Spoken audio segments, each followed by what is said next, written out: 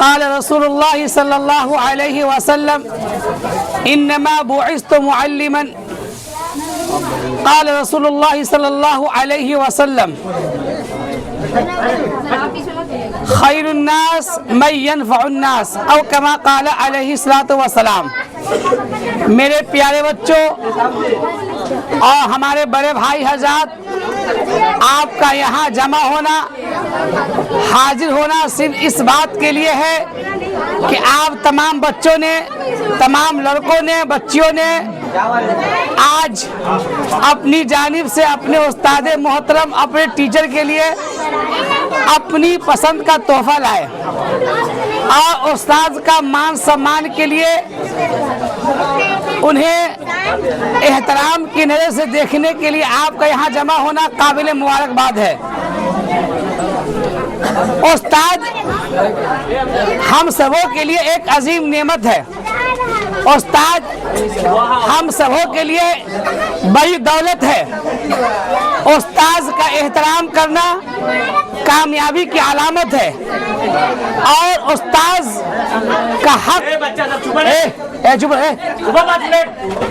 بچی سب کیا بات کر رہے تم لوگ؟ زیادہ حلہ میں چھوڑ دو، بیان نہ کرو۔ ہاں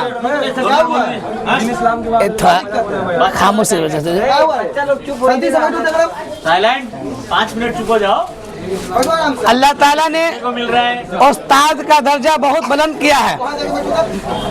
اللہ کے نبی صلی اللہ علیہ وسلم کے داماد خاص حضرت علی کا قول ہے، جس نے مجھے ایک حرف سکھلا دیا میں اس کا غلام ہوں، وہ چاہے تو مجھے بیچ ڈالے، وہ چاہے تو مجھے قتل کر ڈالے، یہ استاد کا حق ہے۔ پیارے بچوں، ہر چیز کی قیمت ادا کی جا سکتی ہے، لیکن استاد وہ ایک ایسا سرمایہ ہے جس کا حق ادا نہیں کیا جا سکتا۔ استاد کے پاس آپ تمام بچے آتے ہیں، جو بھی شعبے میں ہو اور جس موضوع اور سبجیکٹ کو پڑھتے ہو، آپ کے ذہن و دماغ خالی ہوتا ہے، ایک سادہ تختی کی مثال ہوتا ہے، لیکن استاد اپنی تعلیم سے، اپنی تربیت سے، اپنے معلومات سے اس پر نقش کرتے ہیں اور اس میں اضافہ کرتے ہیں اور اس میں بڑھوتری کرتے ہیں۔ تو آپ کا استاد کا احترام کرنا آپ پر لازم اور ضروری ہے۔ اسی طریقے سے آپ کے ماں باپ پیدا کیے، کھلانے کا انتظام کیا، پلانے کا انتظام کیا، پہننے کا انتظام کیا، لیکن آپ انگلش جانتے نہیں تھے، میتھ نہیں جانتے تھے، بولنا نہیں جانتے تھے، لیکن آپ استاد کے پاس آتے گئے جاتے گئے، ایک آپ نے گنتی کو سیکھا، پہاڑا کو سیکھا، جوڑ کو سیکھا، گھٹاؤ کو سیکھا، اور جس شعبے میں اس علم کے اندر آپ نے مہارت حاصل کی، تب جا کے آپ کو کامیابی ملی۔ تو بس ایک سال کا ایک دن ایسا نہیں ہونا چاہیے کہ ہم استاد کے اچھا قلم لا کے دے دیے، نہیں، بلکہ استاد کے احترام جب پڑھ رہے تب بھی ضروری ہے، اور جب آپ نہ پڑھ رہے تب بھی ضروری ہے، آپ استاد کے روبرو موجود ہو تب بھی ضروری ہے، آپ غائب ہو تب بھی ضروری ہے، بلکہ آپ اپنے استاد کے لیے صحت کے لیے دعا کیجئے، تاکہ آپ ان کی صحت سے آپ کا علم میں اضافہ ہوا، ان کی صحت کے حق میں دعا کرتے رہیے۔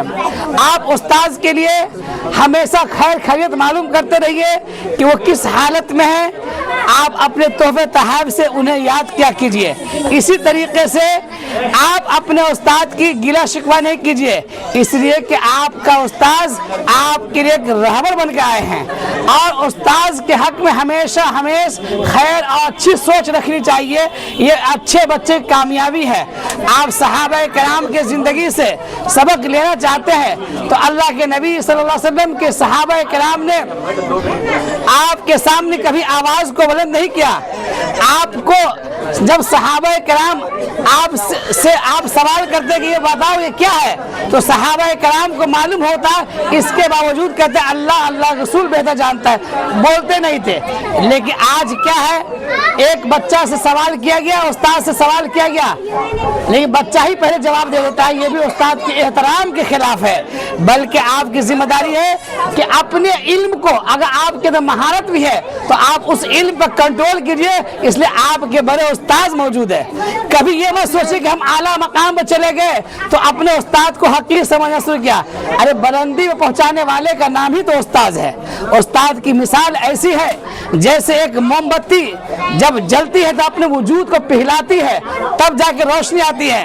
आप देखेंगे आपने उस्ताद को, गर्मी का जमाना होता है और उस्ताद पसीने में डूबे होते हैं, लेकिन लेक्चर दे रहे होते हैं, पढ़ा रहे होते हैं, भूख सता रही होती है, प्यास सता रही होती है, लेकिन बावजूद इसके आपको पढ़ा रहे होते हैं। आप क्या समझते हैं कि हमने उस्ताद को 200 का महीना दे दिया तो उसका हक अदा कर दिया? ये 200 की मिसाल तो ऐसी है जैसे इंसान खाना खाया, पानी पिया, आप पेशाब और पखाने की शक्ल में खत्म हो गया, उसकी हकीकत इतनी है। लेकिन आपको उस्ताद ने जो आपको इल्म दिया, जो मालूमात का खजाना दिया, उसकी एक मिसाल अपनी जगह आप है, और वो खत्म होने से नहीं खत्म हो सकता है। इसलिए अपने हौसलों को बुलंद रखिए, अपने अंदर मजबूती पैदा कीजिए और कामयाबी एक बड़ी सोच रखिए कि हम बड़ा बनना है और कमाल पैदा करना है। तो उसके लिए आपको सोच को बढ़ाना पड़ेगा, अपने जज्बे को बढ़ाना पड़ेगा।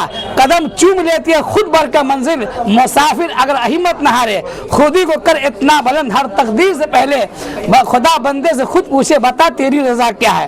तो आप अपनी चाहत को बुलंद कीजिए, अपने मेहनत में इजाफा कीजिए, उस्ताद का एहतराम कीजिए, रब से दुआ कीजिए, लव लगाइए, इंशाअल्लाह कामयाबी मिलेगी।